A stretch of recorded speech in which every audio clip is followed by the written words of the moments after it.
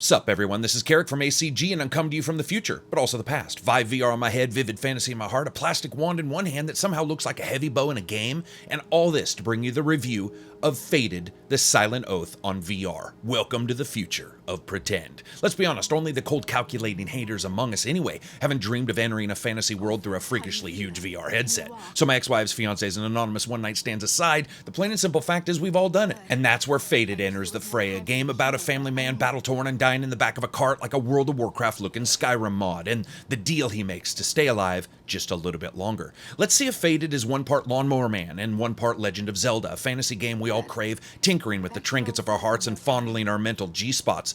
Or if Fated is nothing more than a title smashed into VR in the hopes of a couple sales at the currently overinflated cost of most VR titles, showing that once again both developer and publisher straight up think their consumer base has the intelligence of a brick painted to look like a person.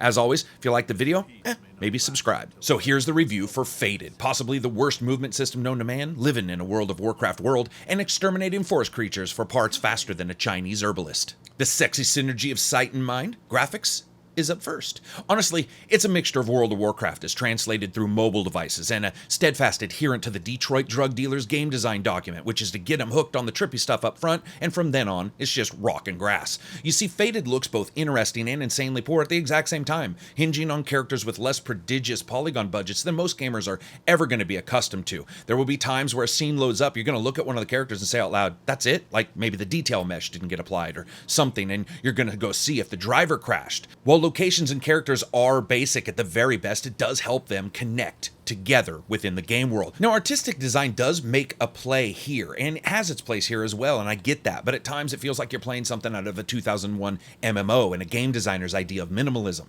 The locations themselves are a tiny bit more interesting, but not much, and they do suffer from what looks like a bet by developers to see how little they can make and still call it a level. In many ways, there is some leeway here as well when it comes to knowing that this is one of the first games out of the gate for VR, experiencing it better by making it less detailed and keeping the frame rate high versus making gamers feel like they're in a vomitorium with low FPS. But I would have liked some change up, especially in the forest locations that quite simply give you the impression of some kind of snap map making mode with almost no environmental detail and certainly no interactable objects. While standing mostly still, the sense of presence within the bare landscape is actually very, very strong, and looking around as a group of irregular hewn NPCs discuss group dynamics. It's actually pretty cool, and it's easy to feel yourself melding into the atmosphere from time to time, like when the game provides for the sphincter puckering mountain sprint when you realize that old mountain passes are never, ever uninhabited. Or a very cool moment with you on the side hunting down deer in the woods. The problem is, once you start moving, and once you're on foot, it all falls apart, but I'll talk about that during gameplay. In the end, it's got passable graphics, but detailed this is not, with low resolution textures, low poly models, and far more of a Fable 1 pre and WoW look than, say, Witcher, well, any of the Witchers. Expected, but unfortunately really noticeable. Sound, music, and voice. Papa! Ulfur, Sorry. can you drag it onto the sled? Take it by the legs. Gwar. Cropper will offer shelter. The walls are strong and Gudbrand is sending support. We will help. What's that sound?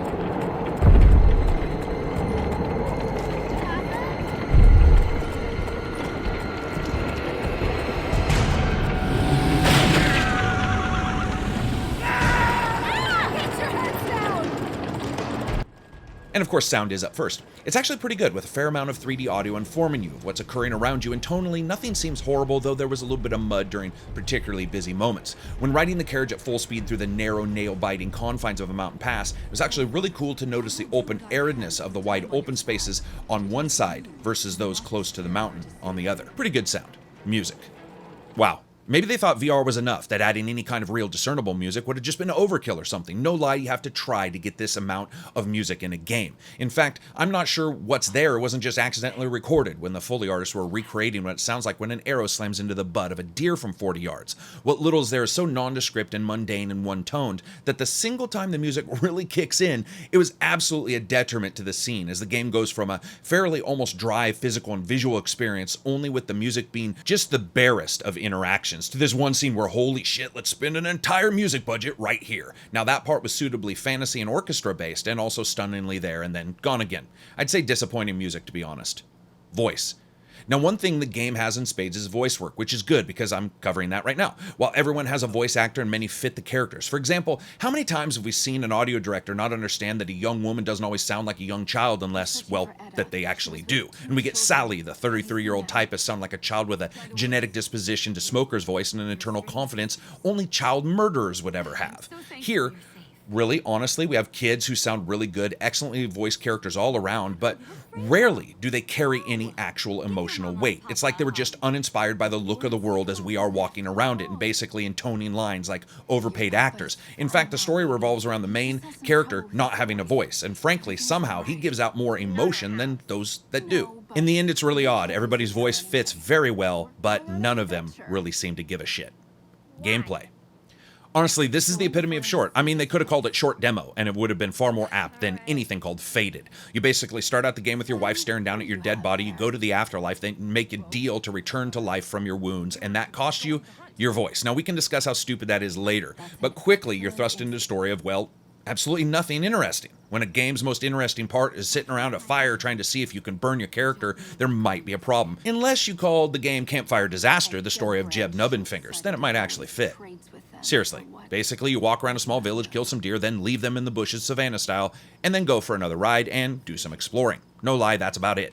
And now, we're at the controls section. You see, movement can be done here in a couple ways, like rotation snapping when turning, or free movement. And let me tell you, the number of people this game waylaid with nausea so discomforting that some refused to return the game was insane. People who never got ill from VR were sidelined within 10 to 20 minutes, though being honest, if they had stuck around just a little bit more, that would have been the entire game. Now, since it's all controller-based, there's no sense of inertia or movement without that needed presence connected to you. When you turn with a thumbstick and your vision whirls in a circle, holy shit. Now, snap rotation helped that a bit. That's like saying not doing anything is better than doing something, and it caused its own problems as a snap distance rarely lines up with what you wanted to see, thus resulting in a little mini-game I like to call AIF, or irritating as fuck.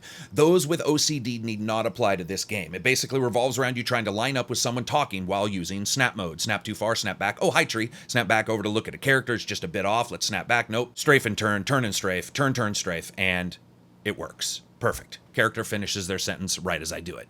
And then it's over. A bit over an hour for $20. Add to that the story is abysmally clumsy, boring, and the way in which it's delivered really defines no real connection to the player that's actually living within the game world. Listen, this is a game that the devs demoed by building makeshift fake benches and splattering water in the faces of journalists playing it. If you think I'm making that up, go check it out. It really screams not having confidence in the actual delivery of your own title across its medium of interaction, and guess what? They were right. Fun factor. Between the sad movement and lackluster, well, everything, it was actually not fun at all.